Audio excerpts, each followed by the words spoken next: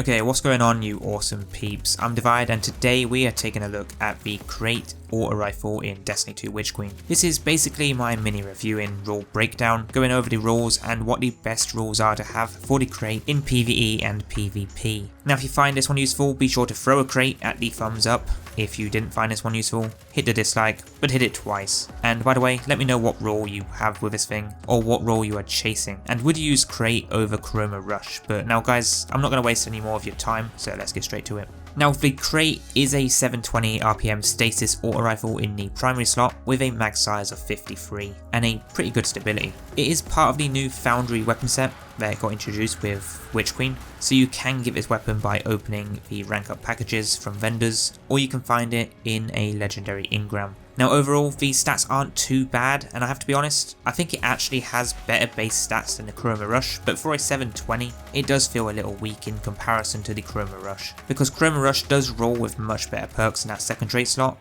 unlike Krait, but the weapon itself feels pretty nice and easy to use inside of PvE. Now this thing can roll with Subsistence and the Stinger Origin trait, which means you hardly ever have to reload, so although it may feel weak inside of PvE, the amount of shots you can fire before reloading makes up for that lost DPS, especially for it being a rapid fire frame auto rifle. I mean, Subsistence, Vice Stinger, and Axiom War Rig, would you even need to reload? Well guys, the role I got was Hammerforge Rifling, Ricochet Rounds, Subsistence, and Headstone, and I have to say, to me, that is probably my god roll for PvE. I've been enjoying this role a lot more than my other ones that I had earlier in the week, but the roles that can actually roll this thing in the first trait slot are Auto Loading, Overflow, Stats for All, Subsistence, Steady Hands, and Compulsive Reloader. Then in the second slot we can get Headstone, Focus Fury, Moving Target, One for All, 4-pull Weapon, and Adagio. Definitely some good perks right there, but for your PvE god roll, you'll want Hammerforge Rifling, Ricochet Rounds, Subsistence, and then either Headstone, which is great for ad clearing, or One for All, which is great to boost that DPS slightly, considering it has a fairly large mag, so it won't be too hard to use that perk.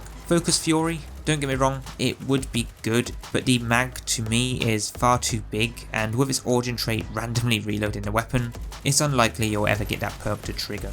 Now for PvP, I would actually be looking to go with Arrowhead Break for that recoil control, Ricochet Rounds for the mag, and then Steady Hands and Moving Target. But this weapon doesn't have the perfect rolls for PvP in my opinion, so I'd probably keep this weapon for PvE mostly. The Masterwork on the other hand, I'd go with Range or Stability. Now this weapon ain't bad, I do like it, especially in PvE, but for a 720 rapid fire auto, would I really use this instead of Chroma Rush because they both take the same slot? Probably not. To me, I think Chroma Rush is much better. Sure, the stats may be slightly worse as a base, but with the right perks on, Chroma Rush wins 100%. If you don't have Chroma Rush, then this weapon would be a good replacement. But guys, do give me your thoughts on this weapon down below because I'd love to hear what you all think about this one. But that is all for this quick weapon breakdown. Next you should check out some of my other weapon reviews in the playlist, but for now, whatever you get up to, have a good one, and I'll see you soon.